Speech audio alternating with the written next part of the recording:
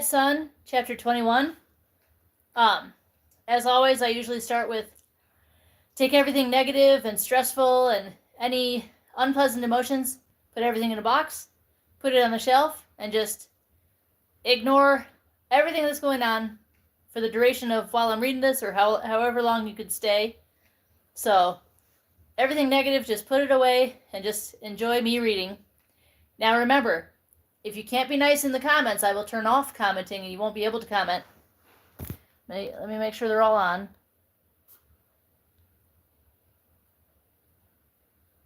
Okay. Kind, respectful, don't be creepy or sexual or anything. I will not date you. Don't forget to like, subscribe, hit that bell to get notified. Now, in chapter 20 was a short chapter. Chapter 20, most of what really happened is after Bella met the Cullens, she gets a tour of the house, and she learns more about Carlisle's past. And then by the end of the chapter, her and Edward are invited for a baseball game out in this open meadow. And Edward explains that they can only play when there's a thunderstorm and that she'll see why. So that's basically what happened in chapter 20. It was a very short chapter. Alright. This is chapter 21. The time always went so quickly. Soon Bella would need to eat another meal, and currently there was no food at all in my house. I planned to rectify that in the near future. Time to return to the human world. As long as we were together, it was not a burden but a joy. So a meal, a little while to soak up her nearness, and then I'd have to leave her. I expected she would want to talk to Charlie alone before my introduction. But as soon as I turned onto her street, it was clear that my expectations for the afternoon were thwarted. A 1987 Ford Tempo that had seen better days was parked in Charlie's usual spot. And under the meager protection of the porch roof, a boy stood behind a man in a wheelchair. Bella beat him home, the old man thought. That's unfortunate. Hey, it's Bella. The boy's thoughts were much more enthusiastic. I could think of only one reason that Billy Black would be unhappy to see Bella arrive before her father, and that reason involved a broken treaty. I would have confirmation soon enough. Billy hadn't seen me yet. Has he forgotten who the treaty actually protects? I hissed. Bella glanced up at me, confused, though I doubted I'd spoken slowly enough for my words to be intelligible. Jacob saw me in the driver's seat just a second before Billy did. Him again. So she must be dating him. His enthusiasm vanished. No, Billy's thought was a shout and then a mental groan. No. Hello guys, don't forget to like, subscribe, hit that bell to be notified. And if you can't be nice in the comments, I will turn comments off. And you won't be able to. Commenting is a privilege. I heard his half-articulated fears. Should he tell his son to run? Was it already too late? And then his guilt. How did it know? I saw that I was right, that his visit was no innocent social call. Parking the truck against the curb, I locked eyes with the frightened man. This is crossing the line, I enunciated clearly this time. I hoped he could read my lips. Bella understood immediately. He came to warn Charlie? She sounded horrified by the idea. I nodded, not breaking away from Billy's stare. After a second more, he looked down. Let me deal with this, Bella suggested. As much as I would have loved to get out of the truck and stalk up to the helpless duo, to lean over them, intimidating, close enough that all the little signs of what I was would feel like they were screaming at the old man, to bare my teeth and snarl a warning, in a voice that would sound anything but human, to watch his hair stand on end and hear his heart splutter with panic, I knew it was a bad idea. For one thing, Carlisle wouldn't like it. For another, though the boy was well aware of the legends, he would never believe them.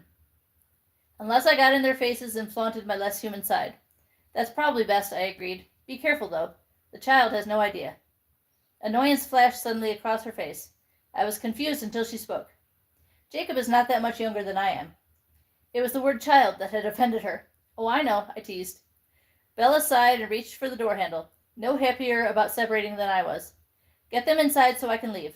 I'll be back around dusk, I promised. Do you want my truck? I could walk home faster than this truck moves. She smiled for a second, and then her face fell. You don't have to leave, she murmured. Actually, I do. I glanced at Billy Black. He was staring again, but he looked away quickly when he met my gaze. After you get rid of them, I felt a smile spreading across my face a little too wide. You still have to prepare Charlie to meet your new boyfriend. Thanks a lot, she moaned.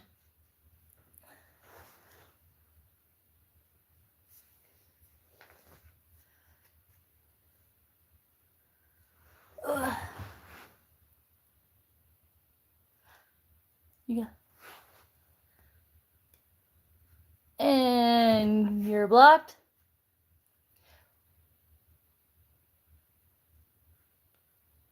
And you're blocked.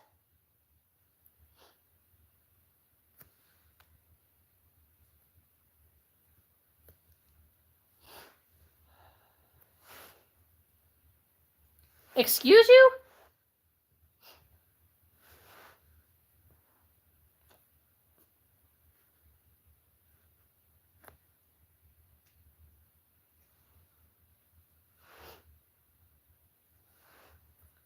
And you're going to be blocked too. Obviously not. Fucking dumbass. What is so hard about being kind? I said kind and respectful only.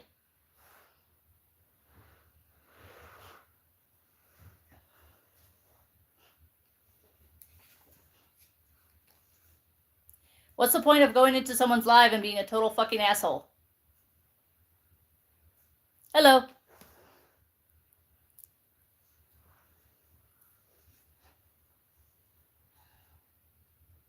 Where'd it go? There it is.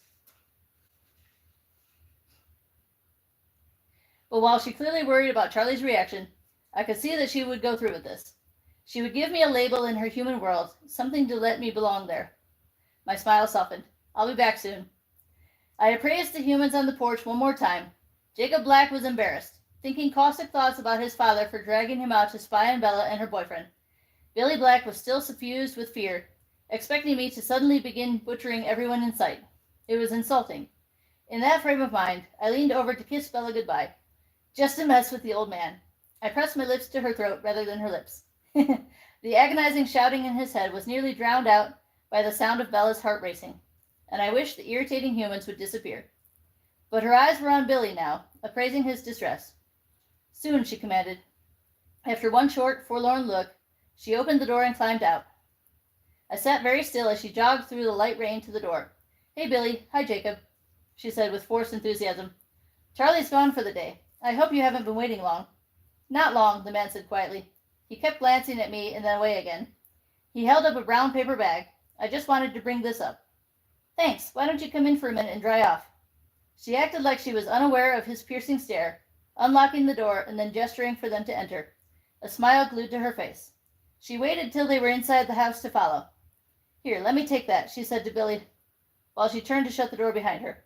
Her eyes locked with mine for one instant, and then the door was closed. I quickly moved from Bella's truck to my usual tree before they could reach any windows that had a view of this side of the yard. I wasn't going to leave until the Blacks did. If things were going to get tense with the tribe again, I needed to know exactly how far Billy was willing to go today.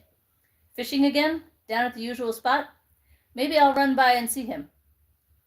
Even more urgent now. I didn't know it had gotten so bad. Poor Bella, she doesn't realize.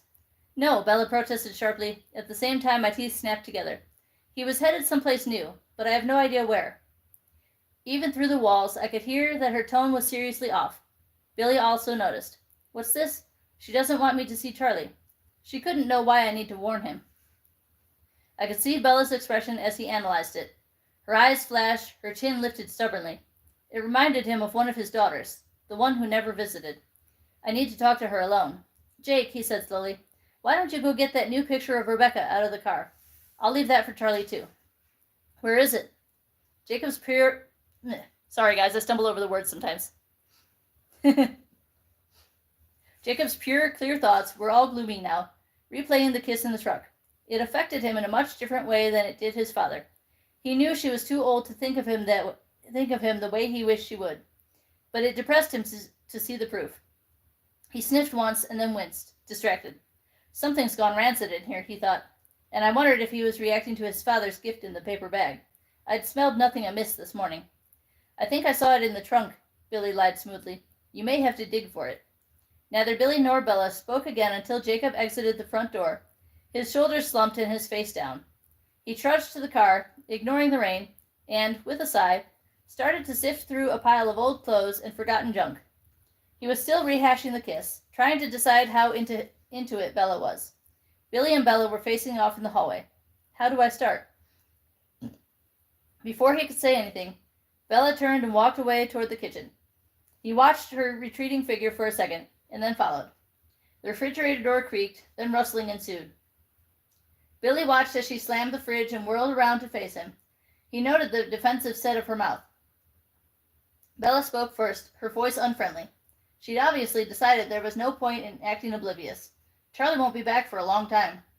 She must be keeping that thing a secret for her own reasons. She needs to know too. Maybe I can say enough to warn her without actually breaking the treaty. Thanks again for the fish fry.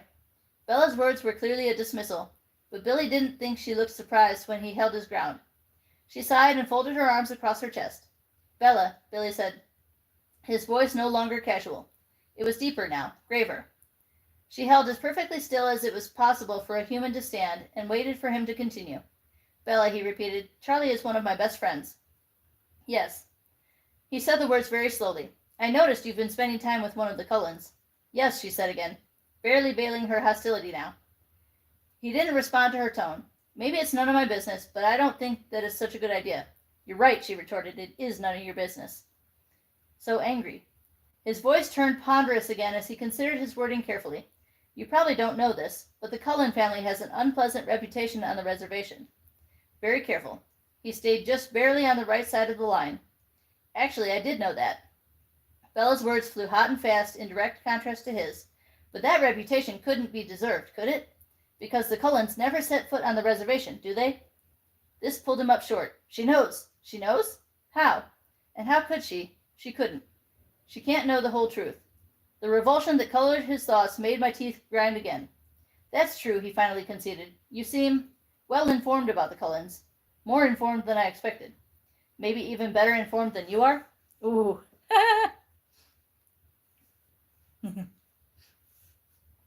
What could they have told her that would make her so defensive of them? Not the truth. Some romantic fairy tale, no doubt. Well, obviously she won't be convinced by anything I have to say. Maybe, he was annoyed to have agreed with her. Is Charlie as well informed? He watched her expression get more evasive. Charlie likes the Cullens a lot. Charlie doesn't know anything. It's not my business, Billy said, but it may be Charlie's. Bella's gaze dissected his expression for a long moment. The girl looks like a lawyer. Though it would be my business again, whether or not I think it's Charlie's business, right? She asked. It didn't really sound like a question. Again they locked eyes. Finally, Billy sighed. Charlie wouldn't believe me anyway. I can't alienate him again. I need to be able to keep watch on this situation. Yes, I guess that's your business too. Bella sighed and her posture relaxed. Thanks, Billy, she said, her voice softer now. Just think about what you're doing, Bella, Billy urged. Her answer was too quick. Okay. Another thought caught my attention. I'd paid little notice to Jacob's fruitless search, too focused on Billy and Bella's standoff. But now he realized, oh man, I'm a moron. He wanted me out of the way. Full of dismay over how his father might be embarrassing him, and with a measure of guilty fear that Bella might have told on him about the treaty breaking, Jacob slammed the trunk and loped toward the front door. Billy heard the trunk and knew his time was up. He made his final plea. What I meant to say was, don't do what you're doing. Bella didn't answer, but her expression was gentler now. Billy had a faint moment of hope that she was listening to him. Jacob banged the front door open. Billy glanced over his shoulder, so I couldn't see Bella's reaction. There's no picture anywhere in that car, Jacob grumbled loudly. I guess I left it at home, Billy said. Great, his son retorted with heavy sarcasm. Well, Bella, tell Charlie. Billy waited for a beat before continuing. That we stopped by, I mean. I will, she replied, voice sour again. Jacob was surprised. Are we leaving already? Charlie's going to be out late, Billy explained, already wheeling himself toward the door. What was even the point of coming up, Jacob complained internally. Old man is getting senile. Oh, well, I guess I'll see you later then, Bella. Sure, Bella said. Take care, Billy added in a warning voice. Bella didn't answer. Jacob helped his father over the threshold and down the one step to the porch. Step of the porch. Sorry, guys. Step of the porch. Bella followed them to the door. She glanced toward the empty truck, then waved once toward Jacob and shut the door while Jacob was still loading his father into the car. Though I would have liked to join Bella and talk over what had just happened, I knew my job wasn't done yet. I heard her stamping up the stairs as I dropped from the tree and cut through the woods behind her house. It was much more difficult to follow the blacks in the daytime while on foot. I couldn't very well pace them along the highway. I ducked in and out of the thicker knots of forest, listening for the thoughts of anyone close enough to see me. I beat them to the La Push turnoff, and chanced a full tilt sprint across the rainy highway, while the only visible car was headed in the other direction. Once I was on the west side of the road, there was plenty of cover. I waited for the old Ford to appear, then ran parallel to them through the dark trees. The two weren't talking. I wondered if I had missed any earlier recriminations from Jacob. The boy's head was busy replaying the kiss again, and he was concluding morosely that Bella had been very into it. Billy's mind was caught up in a memory. I was surprised that I remembered this too, from a different angle. It was over 2.5 years ago. My family had been in Denali at the time, just a short courtesy visit on our way from one semi-permanent home to the next. Groundwork for the move back to Washington had included one unique chore. Carlisle already had his job lined up, and Esme had bought her fixer-upper sight unseen. My siblings and my fake transcripts had been transferred to Forks High School, but the last step of preparation was the most important, while also the most atypical. Though we'd moved back to former homes in the past, after an appropriate amount of time had elapsed, we'd never had to give warning of our arrival before. One second.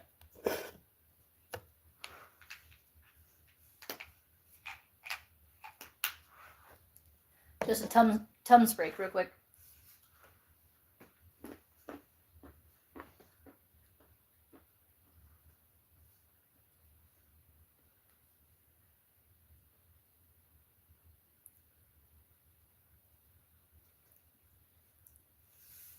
Carlisle had started with the internet. He'd found an amateur genealogist named Alma Young working out of the Maca Reservation. Pretending to be another family history enthusiast, he'd asked about any descendants of Ephraim Black who might still live in the area.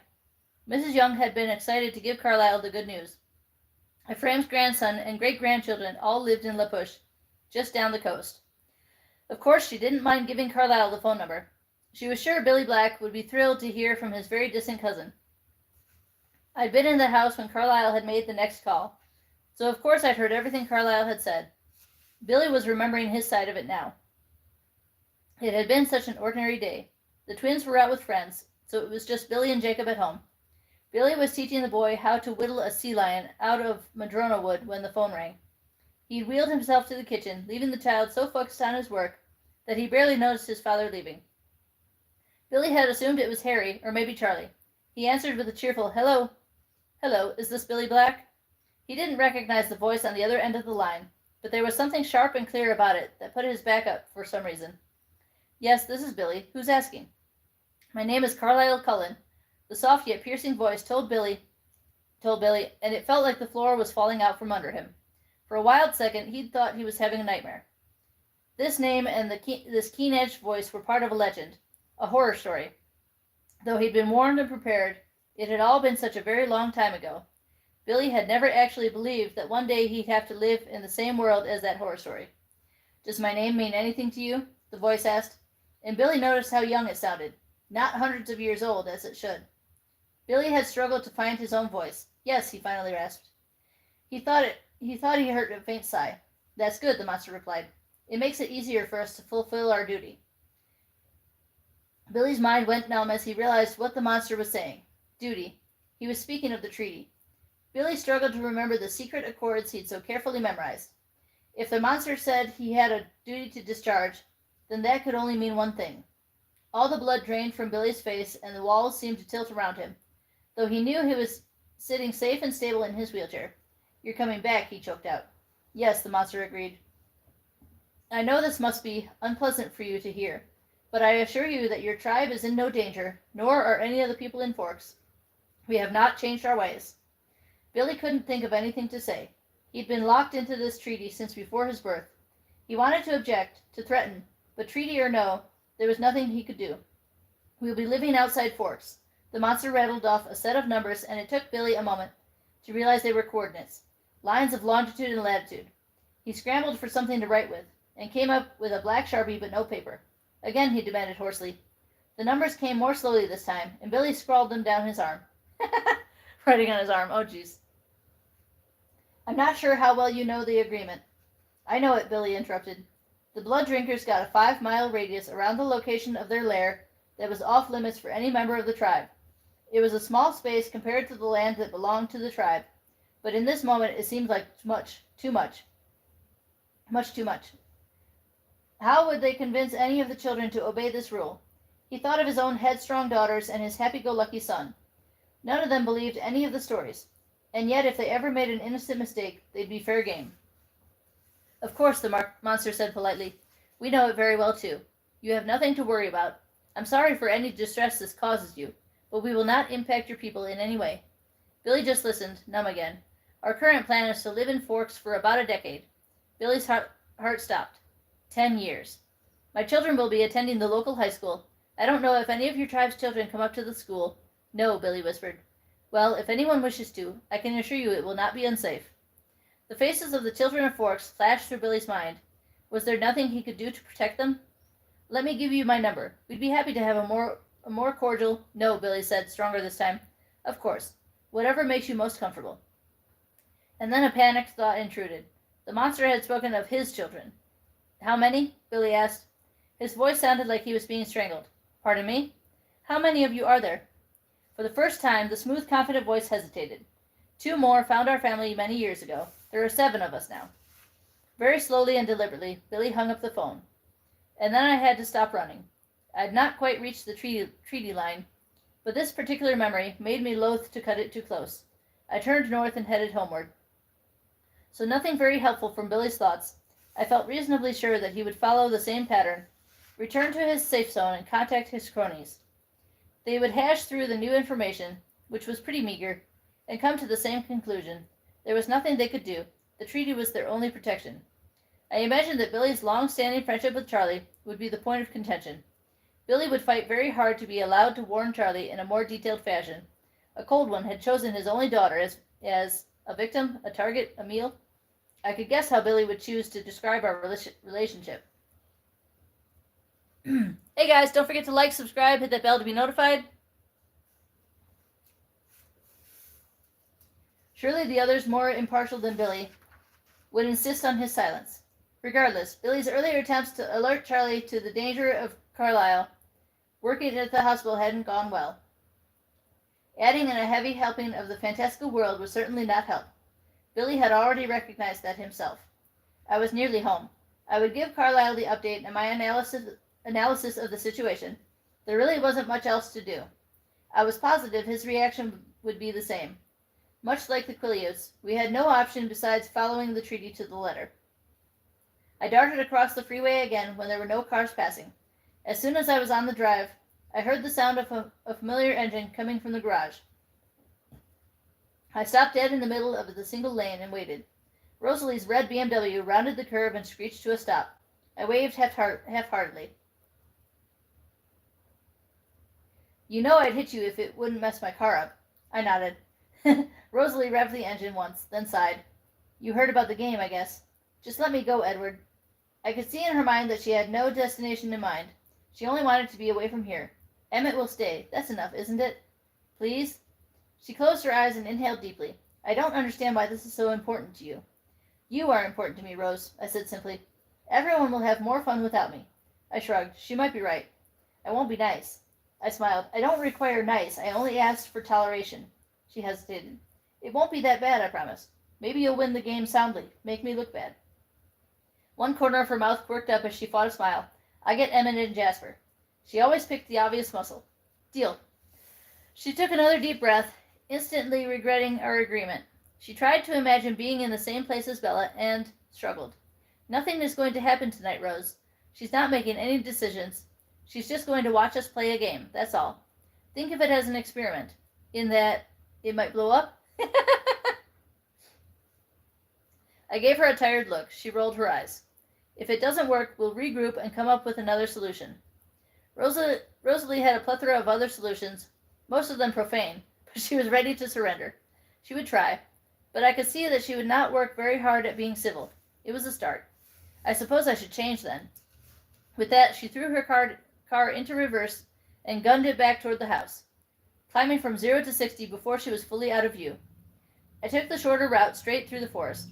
Inside, Emmett was watching 4 different baseball games at the same time on the big screen. His head was turned away, though, listening to the sound of Rosalie's car squealing into the garage. I gestured to the TV. Nothing you'll find there will help you win tonight. You talked Rose into playing? I nodded once, and a huge grin split his face.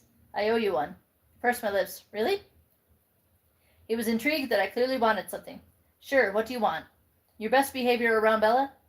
Rose flitted through the room and up the stairs, pointedly ignoring us both. Emmett thought about my request. What exactly does that entail? Not terrifying her on purpose. He shrugged. Seems fair. Excellent. I'm just glad you're back. The last months had dragged unusually for Emmett, first with my moods and then with my absence. I almost apologized, but I knew he wasn't upset with me now. Emmett lived for the present. Where are Alice and Jasper? Emmett was watching the games again. Hunting. Jasper wants to be ready. Funny thing. Seemed like he was excited for tonight, more than I would have expected. Funny, I agreed, though I had little more insight into why. Edward, dear, I can hear you dripping on my floors. Please change into something dry and mop that up. Sorry, Esme. I dressed for Charlie this time, pulling out one of the more impressive rain jackets that I rarely wore. I wanted to look like a person who was taking the weather seriously, concerned about avoiding the cold and the wet. It was the little details that set humans at ease. Automatically, I tucked my bottle cap into the pocket of my new jeans. While I was mopping, I thought about the short journey to the baseball clearing tonight, and realized that, after yesterday, Bella might not be too keen on running with me to our destination. I knew there would have to be some running, but the shorter the distance the better, I assumed. Can I borrow your Jeep? I asked Emmett. Nice jacket, he chuckled. Do try to stay dry and cozy. I waited with an overdone expression of patience. Sure, he agreed, but now you owe me one. I'm delighted to be in your debt. I darted back upstairs to the sound of his laughter. It was a quick conference with Carlyle. Like me, he could see no course of action besides continuing on as we were, and then I was hurrying back to Bella. Emma's Jeep was in many ways the most conspicuous of our cars just by sheer size, but there weren't many people out in the downpour, and the rain would make it hard for anyone to see who was driving. People would assume the massive vehicle was from out of town. I wasn't sure how much time Bella would need, so I turned up the street a block from hers to make sure she was ready for me. Before I was even to the end of the street, I could tell Charlie's thoughts were in a dither. She must have begun. I caught a glimpse of Emmett's face in his head. What was that about? I pulled over by a patch of forest between homes and let the engine idle. I was close enough now to make out their spoken voices. The nearby houses were not silent, but those other voices, both mental and physical, were easily ignored. I was so attuned to the sound of Bella's voice by now that I could have picked it out over a stadium full of shouting. It's Edward, Dad, she was saying. Is he? Her father demanded. I tried to make sense of what they were saying about me. Sort of, I guess, as she admitted. You said last night that you weren't interested in any of the boys in town, he remonstrated. Sorry, guys. Well, Edward doesn't live in town, Dad. And anyways, it's kind of at an early stage, you know? Don't embarrass me with all the boyfriend talk, okay? I was able to put together the thread of the conversation then. I tried to understand from Charlie's emotions how perturbed he was by her revelation, but he seemed extra stoic tonight. When is he coming over? He'll be here in a few minutes. Bella sounded more agitated about this than her father. Where is he taking you? Bella groaned theatrically. I hope you're getting the Spanish Inquisition out of your system now. We're going to play baseball with his family. There was a second of silence, and then Charlie started laughing. You're playing baseball? From Charlie's tone, it was evident that, despite her stepfather's occupation, Bella wasn't a huge fan of the sport. Well, I'll probably watch most of the time. You must really like this guy. He sounded more suspicious now. From the flashbacks running through his head, I thought he must be trying to piece together how long this relationship had been going on. He felt newly justified in his suspicions of the night before. I revved the engine and made a quick U-turn. She'd finished her prep work, and I was anxious to be with her again. I parked behind her truck and darted up to the doorway. Charlie was saying, "You baby me too much." I pressed the doorbell and then flipped my hood up. I was good at passing for human, but it felt a lot more important right now than it usually did.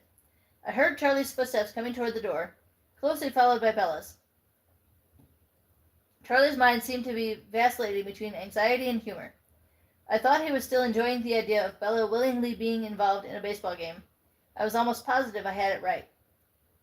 Charlie opened the door, his eyes focused at about my shoulder height. He'd been expecting someone shorter. He readjusted and then staggered half a step back. I'd experienced the reaction often enough in the past that I didn't need clearer thoughts to understand. Like any normal human, suddenly standing just a foot away from a vampire would send adrenaline racing through his veins. Fear would twist in his stomach for just a fraction of a second, and then his rational mind would take over.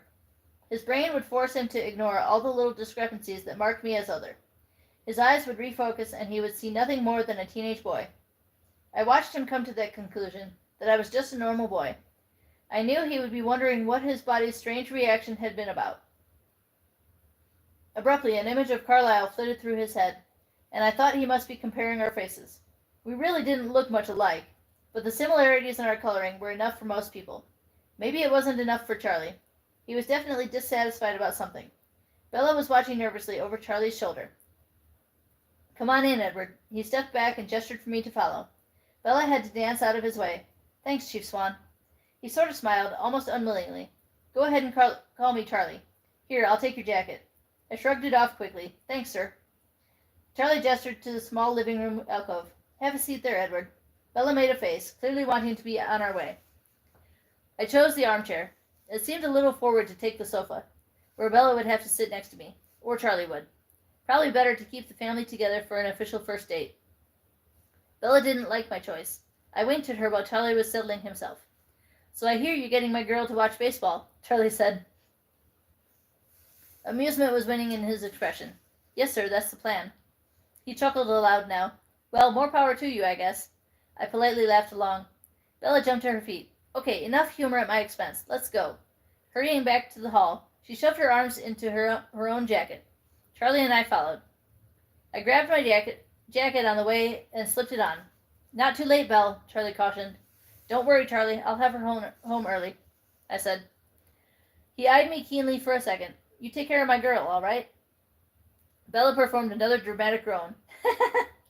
It felt more satisfying than I would have thought to say the words, "She'll be safe with me, I promise her," and be confident that they were true. Bella walked out. Charlie and I laughed together again, though this time it was more genuine on my part. I smiled at Charlie and waved as I followed Bella outside. I didn't get very far. Bella had frozen on the small porch, staring at Emmett's Jeep. Charlie crowded behind me, looking to see what had slowed Bella's determination to escape. He whistled in surprise. "Wear your seatbelts," he said gruffly. Her father's voice galvanized her. She dashed out into the pouring rain. I kept my speed human, but used my considerably long legs to get to the passenger side first and open the door for her. She hesitated for a moment, eyeing the seat, then the ground, then the seat again. She took a deep breath, bent her legs as though about to jump. Charlie couldn't see much of us through the Jeep's windows, so I lifted her into the seat. She gasped in surprise. I walked around to my door, waving to Charlie again. He waved back perfunctorily. Inside the car, Bella was struggling with the seatbelt. Holding a buckle in each hand, she looked up at me and said, "What's all this?" "It's an off-roading harness." She frowned. "Uh-oh." After a second of searching, she found a tongue, but it wouldn't fit into either of the two buckles she tried it with. I chuckled once at her baffled expression, then snapped all her attachments into place. Her heart drummed louder than the rain when my hands brushed across the skin of her throat. I let my fingers trail across her collarbone once before I settled into my seat and started the engine. As we pulled away from the house, she said, sounding a little alarmed, "This is a, big Jeep you have." "It's Emmett's. I didn't think you'd want to run the whole way," I admitted. "Where do you keep this thing?" "We remodeled one of the outbuildings into a garage." She eyed the empty harness behind my back. "Aren't you going to put your seatbelt on? Put on your seatbelt?" I just looked at her. She frowned and started to roll her eyes, but the expression got stuck mid-roll. "Run the whole way?" Her voice rose to a higher octave than usual. "As in, we're still going to run part of the way?" You're not going to run," I reminded her. She moaned, "I'm going to be sick." Keep your eyes closed. You'll be fine. Her front teeth bit deep into her lower lip. I wanted to reassure her she would be safe with me. I leaned over to kiss the top of her head, and then I flinched. The rain in her hair affected her scent in a way I hadn't expected. The burn in my throat, which had seemed so stable, seized me in a sudden flare. A groan of pain escaped my lips before I could block it. I straightened up at once, putting space between us. She was staring at me, confused. I tried to explain. You smell so good in the rain. Her expression was wary as she asked, in a good way or in a bad way? I sighed. Both. Always both. The rain pelted the windshield like hail, sharp and loud, sounding more solid than a liquid. I turned onto the off-road track that would take us as deep into the forest as the Jeep would go. It would cut a few miles off the run. Bella stared out the window, seemingly lost in thought. I wondered whether my answer had upset her. But then I noticed how tightly she was bracing herself against the window frame. Her other hand gripped around the edge of her seat. I slowed down, taking the ruts and the rocks as smoothly as I could. It seemed as though every method of travel besides her lethargic dinosaur of a truck was unpleasant to her. Maybe this bumpy ride would make her less loath to travel the most convenient way.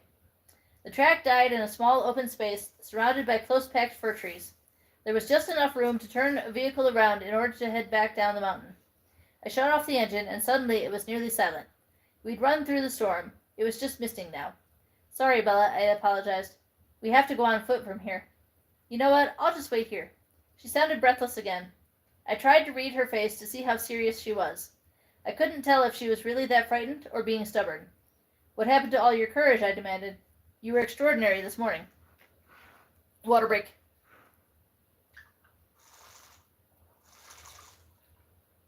Oh, goodness. Where'd it go? The corners of her lips twisted up into a very small smile. I haven't forgotten the last time yet. I dashed around the car to her side, wondering about that smile. Was she teasing me a little? I opened the door for her, but she didn't move. The harness must still be an impediment. I worked quickly to free her. I'll get those, she protested. But it was already done before she could add, You go on ahead. I considered her expression for a moment. She looked a little nervous, but not terrified. I didn't want her to give up on traveling with me. For one thing, it was the simplest way of getting around. But more than that, before Bella, running had been my favorite thing. I wanted to share it with her. But first I had to convince her to give it another try. Maybe I would attempt a more dynamic form of dazzling.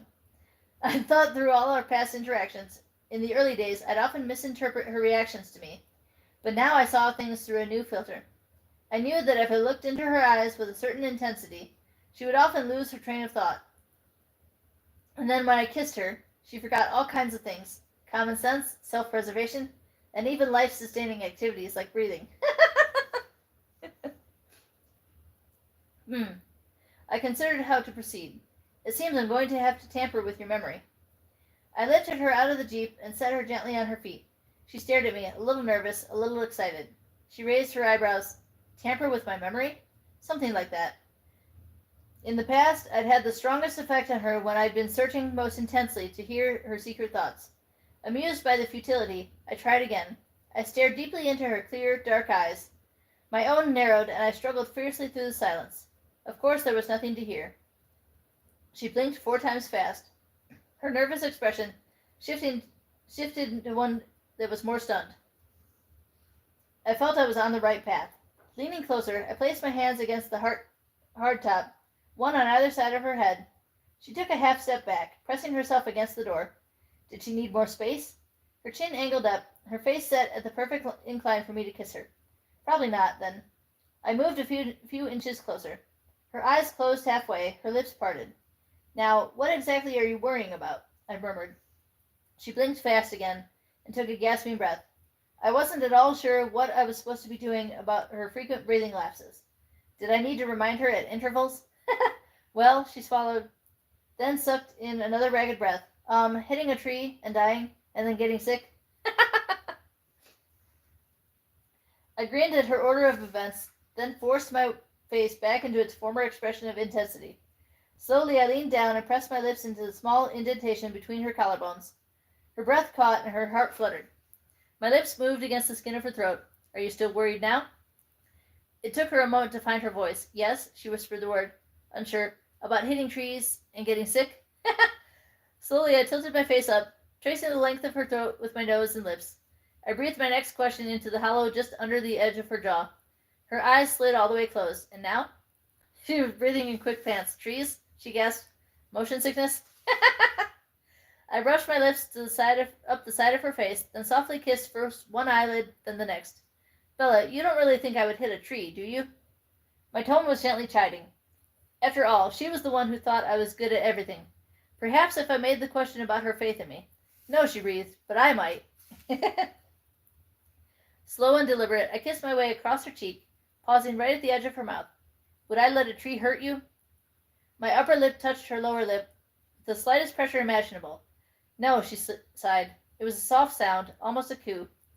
Now my lips moved lightly against hers as I whispered, You see, there's nothing to be afraid of, is there? No, she agreed with a shuddering sigh. And then, though I'd only been intending to overwhelm her, I found myself wholly overcome. It didn't feel like my mind was in control. My body was as much in command as it was when I hunted.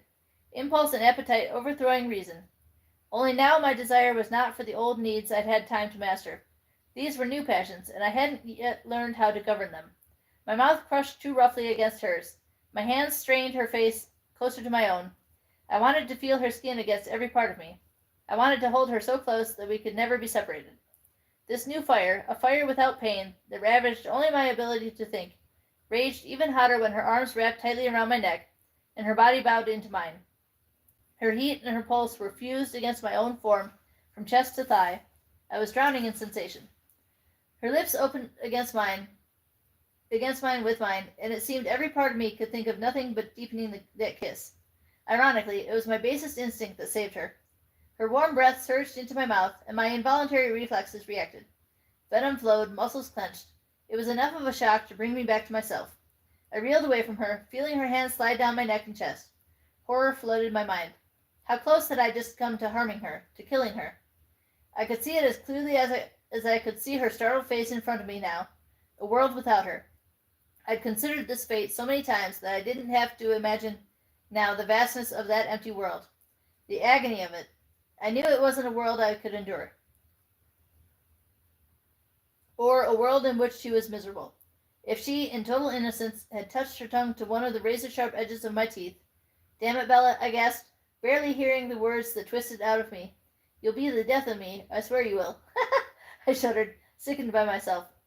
Killing her would surely kill me too. Her life was my only life, my fragile, finite life. She braced her hands against her knees, trying to catch her breath.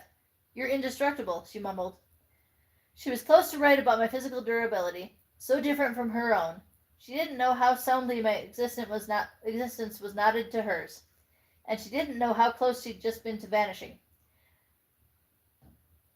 I might have believed that before I met you, I groaned, and took a deep breath. It didn't feel safe to be alone with her. Now, let's get out of here before I do something really stupid. I reached for her, and she seemed to understand the need to hurry. She didn't object as I lifted her onto my back. She wrapped her arms and legs fast around me, and I had to struggle for a second again to keep my mind in control of my body. Don't forget to close your eyes, I warned her. Her face pressed tight against my shoulder. The run wasn't long, but it was long enough for me to get myself in order. It seemed I couldn't trust anything when it came to my instincts.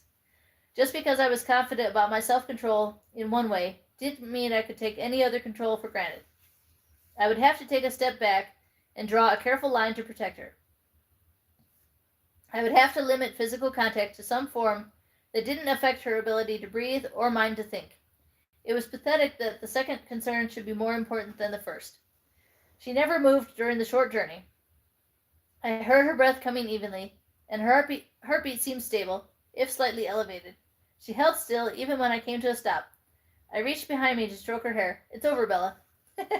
She loosened her arms first, taking a deep breath, then relaxed her taut legs. Suddenly, the warmth of her body vanished. Oh, she huffed. I spun around to find her splayed awkwardly on the ground like a child's doll tossed to the floor. The shock in her eyes was rapidly turning to indignation, as if she had no idea how she'd gotten there, but knew someone was surely to blame. I'm not sure why it was so funny. Perhaps I was just overwrought. Maybe it was the powerful relief I was beginning to feel now that the close call was once again behind me. Or I just needed the release. For whatever reason, I started laughing and couldn't immediately stop. Bella rolled her eyes at my reaction, sighed, and stood up. She tried to wipe the mud off her jacket with such a long-suffering expression that I could only laugh harder. She glared at me once, then marched forward. I choked back my humor and darted after to catch her lightly by the waist, trying to force my voice to sound composed as I asked, "Where are you going, Bella?" She wouldn't look at me. "To watch a baseball game," she answered. "You don't seem to be interested in playing anymore, but I'm sure the others will have fun without you." "You're going the wrong way," I informed her. She inhaled once through her nose, tilted her chin to an even more stubborn angle, then spun 180 degrees and stomped off in the opposite direction. I caught her again. This was not the correct way either. "Don't be mad," I pleaded. "I couldn't help myself." "You should have seen your face." Another laugh escaped. I tried to swallow the one that followed. She finally looked up, meeting my gaze with anger sparkling in her eyes. "Oh, you're the only one who's allowed to get mad?" I remembered how little she liked double standards. "I wasn't mad at you," I assured her. Her voice nearly dripped acid as she quoted me. "Bella, you'll be the death of me." My humor turned black, but didn't totally disappear. I had spoken more truth in that moment of wild emotion than I'd meant to. That was simply a statement of fact. She twisted in my hold, trying to pull away. I put one hand against her cheek so she couldn't hide her face from me. Before I could say more, she insisted, "You were mad." "Yes," I agreed, "but you just said that I wasn't mad at you." Nothing seemed funny now. She'd taken the blame on herself. "Can't you see that, Bella? Don't you understand?" She frowned, confused and frustrated. "See what? I'm never angry with you," I explained. "How could I be? Brave, trusting, warm as you are. Forgiving, kind, sympathetic, sincere, good. Essential, crucial, life-giving." I could have gone on for a while, but she interrupted. "Then why?" she whispered. I assumed her unfinished thought was something so along the lines of, "Why did you snap at me so cruelly?"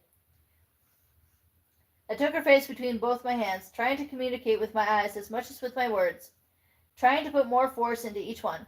"I infuriate myself," I told her. "The way I can't seem to keep from putting you in danger. My very existence puts you at risk. Sometimes I truly hate myself. I should be stronger. I should be able to—" I was surprised when her fingers touched my lips, blocking the rest of what I wanted to say. "Don't," she murmured. The confusion had disappeared from her face, leaving only kindness behind. I lifted her hand from my mouth and pressed it to my cheek. "I love you," I told her. "It's a poor excuse for what I'm doing, but it's still true." She stared at me with such warmth, such adoration. There seemed to be only one answer to such a look. It would have to be a restrained answer. There could be no more impulsiveness. "Now, please try to behave yourself," I murmured, speaking more to myself than to her. Gently, I pressed my lips against hers for one brief second. She was very still, holding even her breath. I straightened up quickly, waiting for her to breathe again. She sighed. "You promised Chief Swan that you would have me home early, remember? We'd better get going." Helping me again. I wished my weakness didn't force her to have to be so strong. "Yes, ma'am." I freed her, taking one of her hands to lead her forward on the correct course. We only had 10 yards to go before we passed the edge of the wood and entered the huge, open field my family simply called the clearing. The trees had been scraped away by a glacier long ago, and now just a thin layer of soil covered the bedrock beneath. Wild grass and bracken were the only things that flourished here now. It was a convenient play place for us. Carlyle was setting up the diamond while Alice and Jasper practiced some new tricks she wanted to perfect. If Jasper decided in advance to run a certain direction, Alice could see this decision and throw to his new position before he'd telegraph the move. It didn't give them much of an advantage, but as closely matched as we all were, anything had the potential to make them more competitive. Esme was waiting for Bella and me, with Emmett and Rosalie sitting close beside her. When we stepped into view, I saw Rosalie yank her hand out of Esme's before she turned her back to us and walked away. Well, she hadn't promised nice. I knew it was a large enough concession for her to simply be here. Utterly ridiculous. Esme didn't agree with me. She'd been trying to cajole Rose out of her mood all afternoon without much effect. And she was exasperated. It'll be all right once we start, Emmett was thinking. Like me, he was just relieved Rose had come. Esme and Emmett moved forward to welcome us. I gave Emmett a cautioning look, and he grinned at me. Don't worry, I promised. He eyed Bella with interest. It was one thing to be around humans while visiting in their world, but something else entirely to have one visit ours. It was exciting, and a human who was, to his mind, more or less one of us now. He had only positive experiences with adding to the family. He was eager to include Bella as well. I might have enjoyed his enthusiasm, but underneath his fascination was with something new. I could see that he didn't doubt Alice's version of things.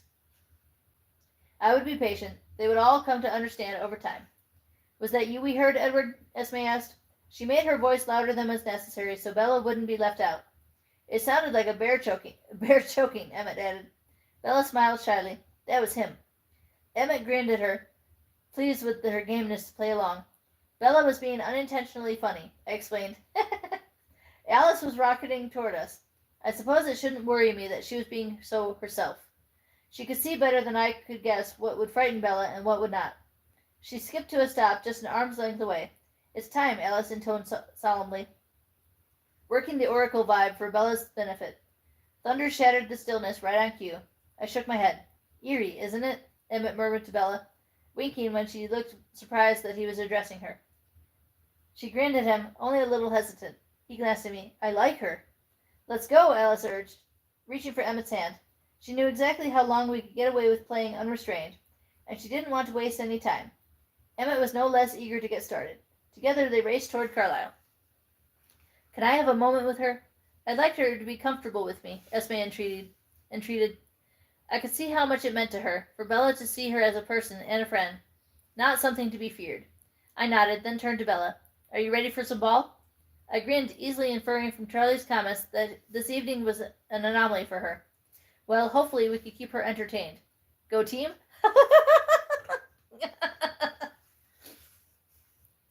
I laughed at her put-on enthusiasm, and then gave Esme her desired space, chasing after Emmett and Alice. I listened to Esme chatting with Bella as I joined the others. She didn't have any information she wanted to impart or extract. She just wanted to interact with Bella, but I was riveted regardless. I divided my attention between the conversation and the one around me. Edward and I already picked teams, Rosalie said. Jasper and Emmett are with me. Alice was unsurprised. Emmett liked the odds. Jasper was less enthused. He preferred to work with Alice rather than against her. Carlisle was, like me, pleased at Rosalie's engagement with the game. Esme was complaining about our poor sportsmanship, obviously preparing Bella for the worst. Carlisle pulled out a quarter. Call it, Rose. She chose the teams, I objected. Carlisle looked at me and then pointedly at Alice, who had already seen that the coin would fall heads up. Rose, he said again, and flipped the quarter into the air. Heads. I sighed and she grinned. Carlisle caught the coin neatly and flipped it onto his forearm. Heads, he confirmed. We'll bat, Rosalie said. Carlisle nodded, and he, Alice, and I moved to take our fielding positions. Esme was telling Bella about her first son now, and I was surprised at the intimate direction their conversation had taken. This was Esme's rawest wound, but she was gentle and composed as she spoke. I wondered why she decided to share that. Or perhaps Esme hadn't decided at all. There was something about the way Bella listened. Hadn't I been eager to spill every dark secret I'd ever had? Hadn't young Jacob Black betrayed an ancient treaty simply to amuse her? She must have this effect on everyone. I moved into deep left field. I could still hear Bella's voice clearly. You don't mind, then, that I'm all wrong for him? Bella asked. Poor child, Esme thought. This must be so overwhelming for her. No, she told Bella, and I could hear that this was true. All Esme wanted was my happiness. You're what he wants. It will work out somehow. But, like Emmett, she could only see one way. I was glad I was far enough out that Bella couldn't read my face clearly. Alice waited until Esme was in the umpire's position, Bella at her side, before she stepped onto the makeshift mound. All right, batter up, Esme called. Alice hurled out the first pitch. Emmett, too eager, took a massive swing that whistled so closely by the ball that the air pressure disrupted the straight line of the pitch. Jasper snagged the ball out of the air, then whipped it back to Alice. Was that a strike? I heard Bella whisper to Esme. If they don't hit it, it's a strike, Esme responded. Alice fired another pitch across the plate. Emmett had recalibrated. I was running before I heard the detonation as the bat and ball collided. Alice had already seen where the ball was headed, and that I was fast enough. It took a bit of the fun out of the game. Honestly, Rose should have known better than to let Alice and me play on the same team. But I was intending to win tonight. I raced back with the ball, hearing Esme call Emmett out right as I made it back to the edge of the clearing. Emmett hits the hardest, but Edward runs the fastest, Esme was explaining to Bella.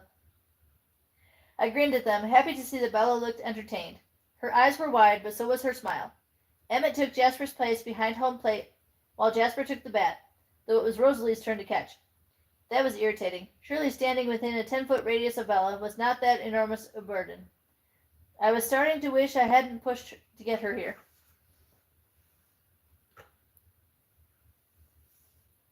Jasper wasn't planning to see how fast I could run. He knew he couldn't hit as far as Emmett. Instead, he caught Alice's pitch off the end of the bat, driving the ball close enough to Carlisle that it was obvious he would need to be the one to chase it. Carlisle dashed right to scoop it up, then raced Jasper to first base. It was very close, but Jasper's left foot connected with the base just before Carlisle connected with him. Safe, Esme declared. Bella was leaning up on her tiptoes, her hands covering her ears with the V visible between her eyebrows. But she relaxed as soon as Carlisle and Jasper were on their feet again. She glanced toward me, and her smile came back. I could feel the palpable tension as Rosalie took her turn at bat, though Bella was out of her line of sight while she faced Alice on the mound. Rosalie's shoulders seemed to curl inward, away from Bella. Her stance was stiff and her expression rigid with distaste. I glared at her critically, and she curled her lip at me. You wanted me here. Rose was distracted enough that Alice's first pitch sailed past her into Emmett's hand. She frowned more deeply and tried to concentrate. Alice launched the ball toward Rose again. This time Rose got a piece of it, whacking it past third. I ran in, but Alice already had it. Instead of throwing Rose out, for which there was time, Alice whirled and bolted toward home. Jasper was already halfway between third and home. He put his shoulder down as though he was planning to knock Alice off the plate, the way he had Carlisle. But Alice didn't wait for him to charge her. She executed a clever half-spin, half-slide maneuver, gliding past him and then tagging him from behind. Esme called him out, for Rosalie had made use of the distraction to get to second. I could guess their next play before Emmett traded spots with Jasper again. Emmett would hit a long sacrifice fly to get Rosalie home. Alice had seen the same, but it looked like they would succeed.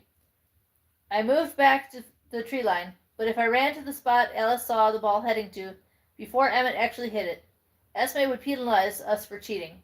I coiled my muscles, ready to race, not the ball, but Alice's vision. Emmett hit this one high rather than long, knowing gravity was slower than I was. It worked, and I ground my teeth as Rosalie touched home plate. Bella, however, was delighted. She clapped her hands with a huge smile, impressed by the play. Rosalie didn't acknowledge Bella's spontaneous applause.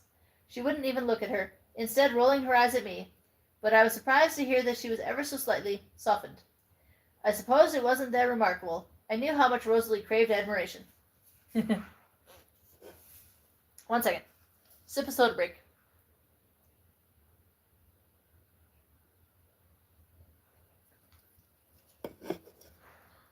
Don't forget to like, subscribe, hit that bell to be notified if you haven't already. Maybe I should tell her some of the complimentary things Bella had said about her beauty, but she might not believe me.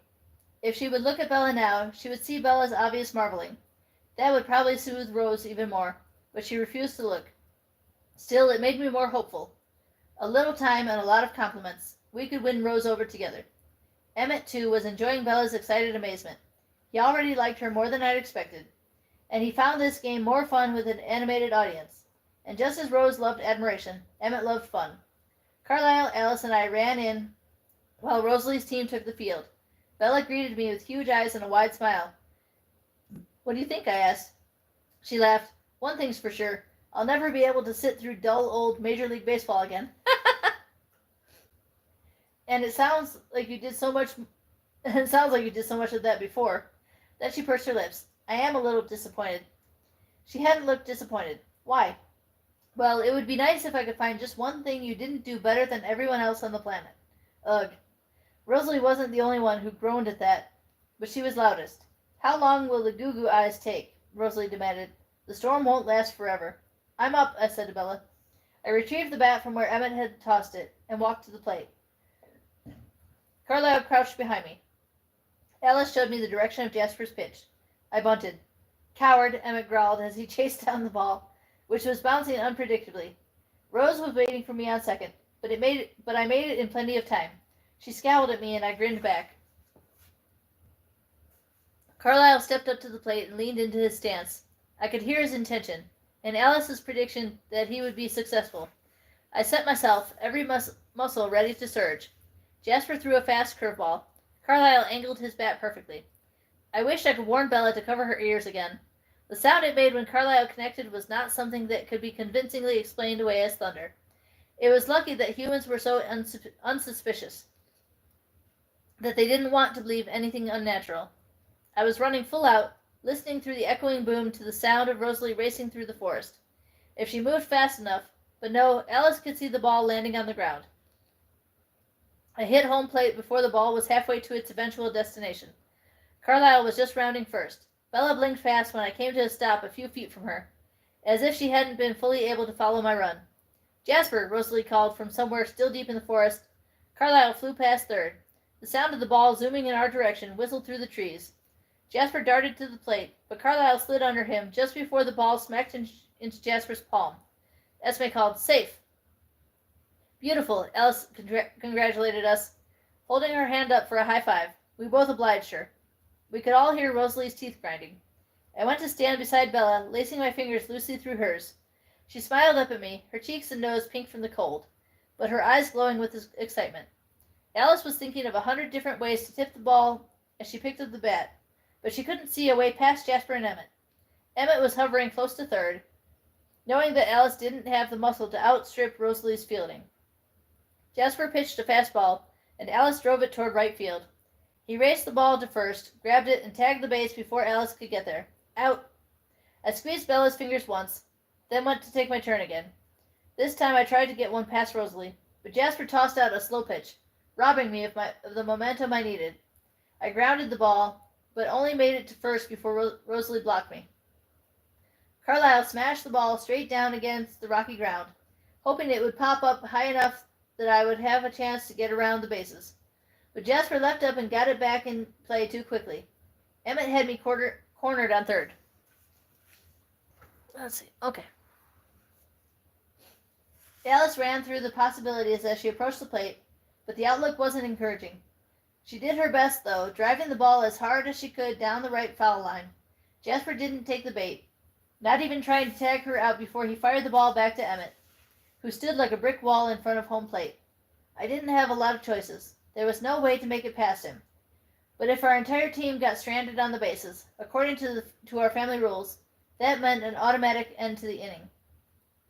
I charged Emmett, who looked thrilled by my choice, but before I could even try to dance around him to the plate, Rosalie was already complaining.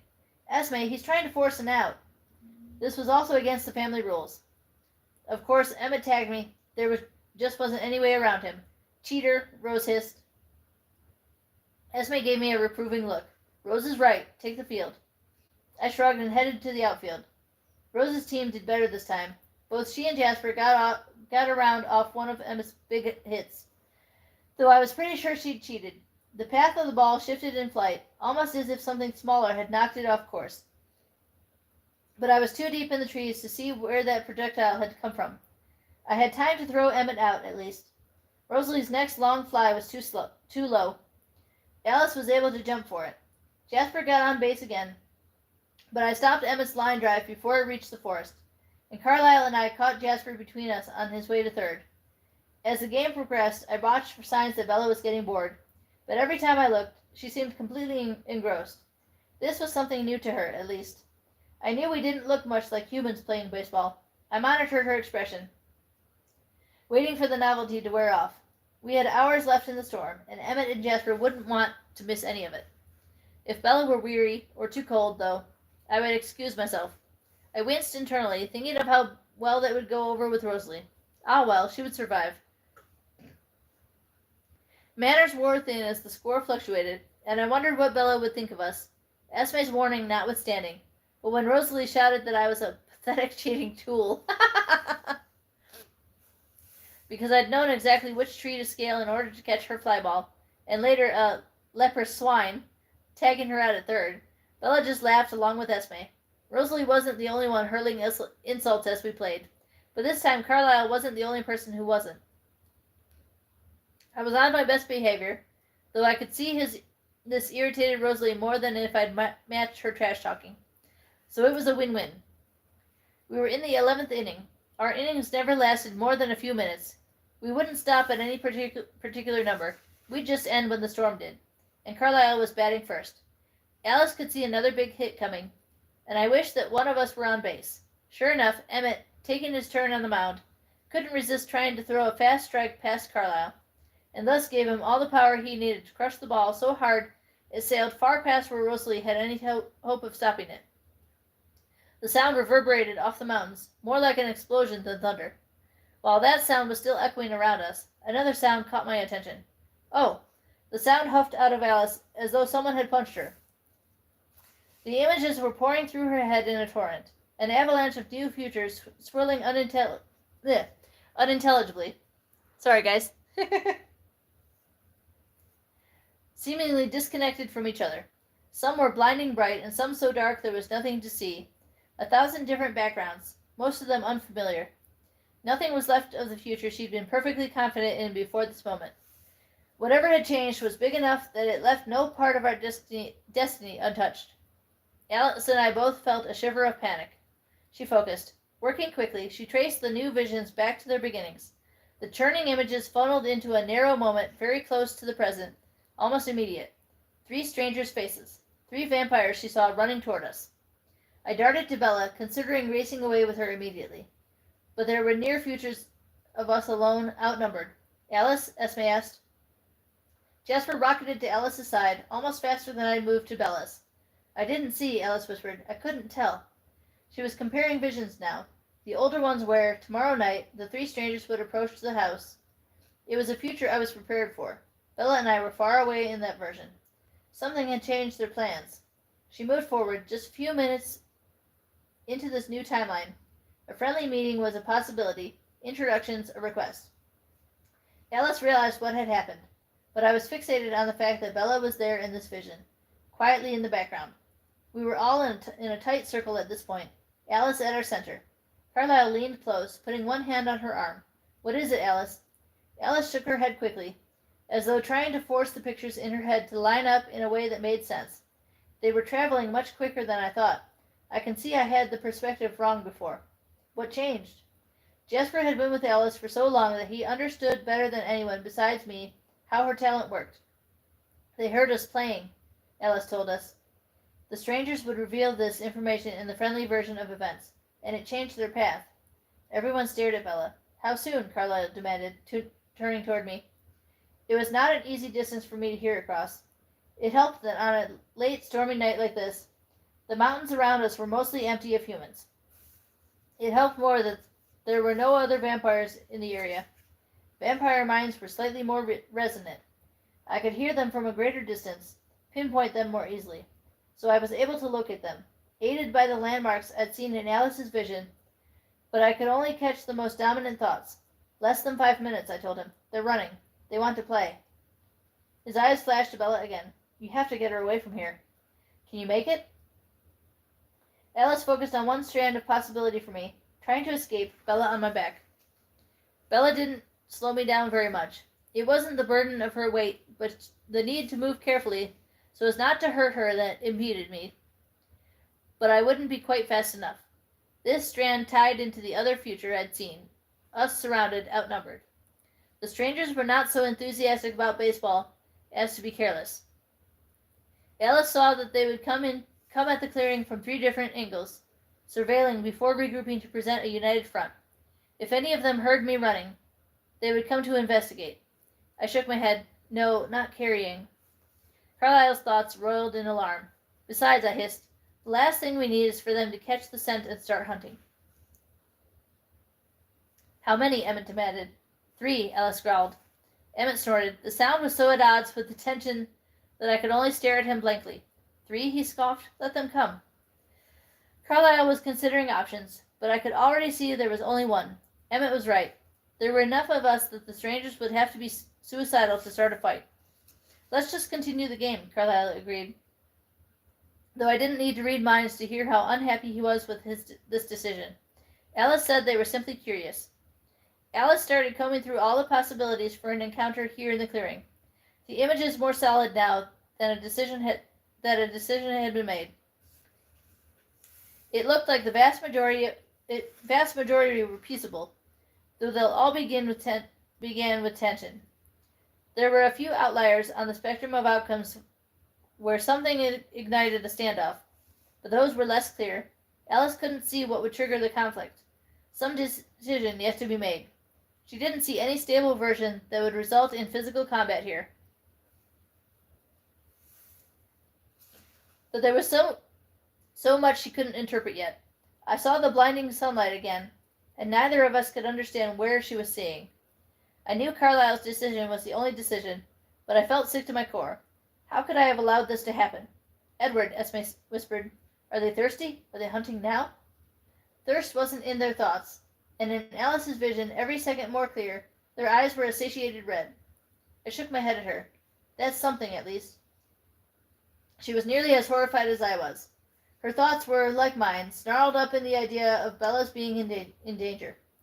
Though Esme was no fighter, I could hear how fierce this made her feel. She would defend Bella as if she were her own child. You catch, Esme, I directed. I'll call it now. Esme took my place quickly, but her focus was locked on Bella's position. No one was eager to stray deep into the field. They hovered close, ears all trained toward the forest. Alice, like Esme, had no intention of moving away from Bella. Her protective thoughts were not exactly like Esme's, not as maternal, but I could see that she, too, would shield Bella at any cost. Despite the sick feeling consuming me, I could feel a rush of gratitude for their commitment. Take your hair down, I murmured to Bella. It wasn't much of a disguise, but the most obviously human thing, besides her scent and her heartbeat, was her skin. The more of it we could hide. She immediately pulled the band from her ponytail and shook her hair out, letting it fall around her face. It was clear she understood the need to hide. The others are coming now, she stated. Her voice was quiet, but even. Yes, I said. Stay very still, keep quiet, and don't move from my side, please. I placed a few locks of her hair in a better position to camouflage her face. That won't help, Alice murmured. I could smell her across the field. I know, I snapped. What did Esme ask you? Bella whispered. I thought about lying. She must already be terrified, but I told her the truth, whether they were thirsty. Her heart thudded out of rhythm, then picked up faster than before. I was vaguely aware of the others pretending to continue the game, but my mind was so focused on what was coming that I saw nothing of their facade. Alice watched her vision solidify. I saw how they would split up, which routes they would take, and where they would reassemble before confronting us. I was relieved to see that none of them would cross Bella's earlier trail before entering the clearing. Perhaps that was why Alice's vision of the cordial if cautious meeting held firm. Of course, there were hundreds of possibilities once they were here. I saw myself defending Bella many times, the others always standing with me. Well, Rosalie taking Emma's flag. It looked like she had little interest in protecting anyone besides him. There were a few fragile future threads where it came to a fight, but they were as insubstantial as steam. I couldn't get a good view of the outcome. I could hear their minds approaching, still distant, but clearer.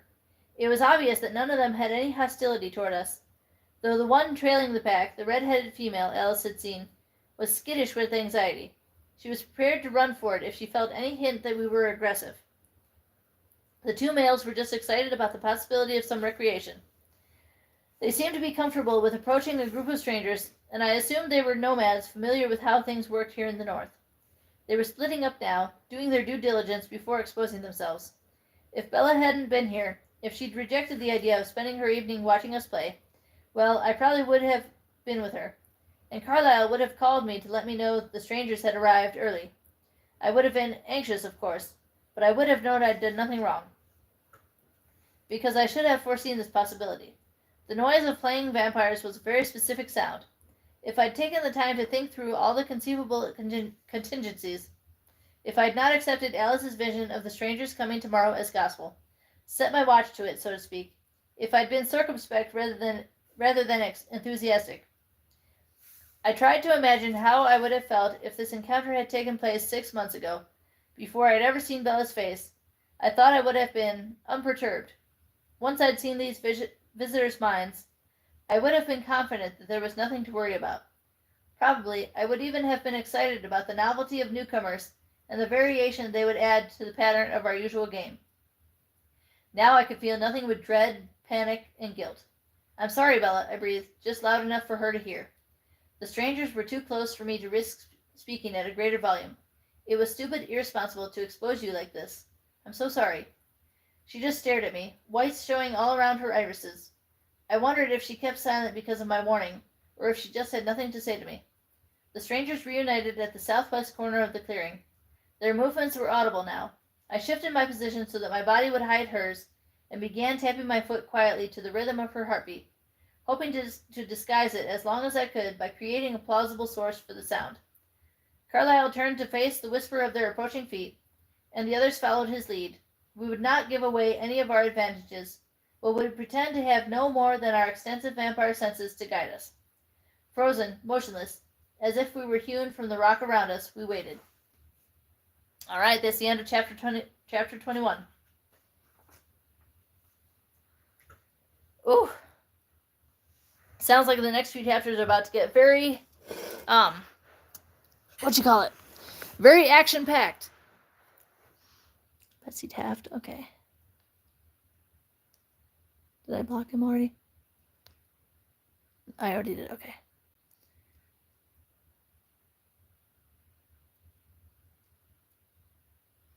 Thanks, Jojo Bean.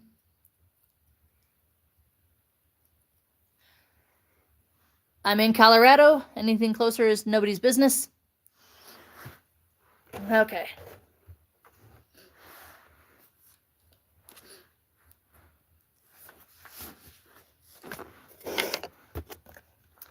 Alrighty. So usually when I finish a chapter, I go through and I write down people's names to see if I've seen anybody before. Jojo Bean. Nope.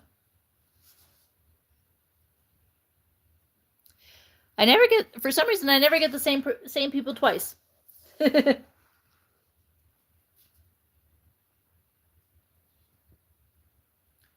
Jeremiah Willard, okay.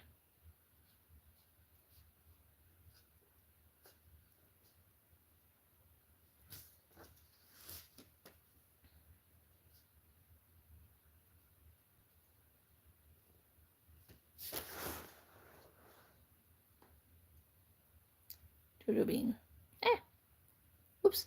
Switched the camera accidentally. Okay, Jojo Bean and Betsy Taft. Okay.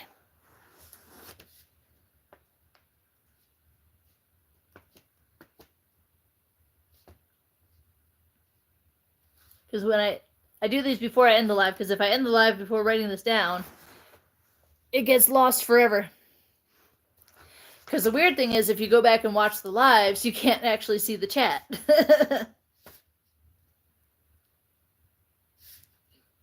Which I don't know why that is.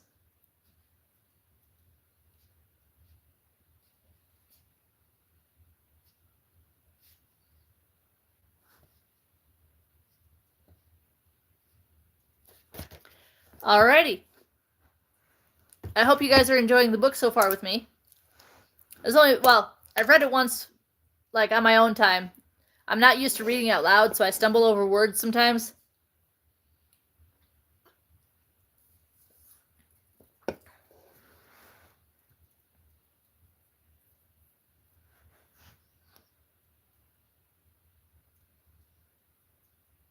All right, there we go. Okay. Alrighty. Well, if nobody has any other commentary, I'm probably going to end it for now. I might be on tomorrow night. We'll see how I feel. Anyways, I love you all. Stay safe, stay healthy, be kind. Don't forget to like, subscribe, hit that bell to be notified. I love you all.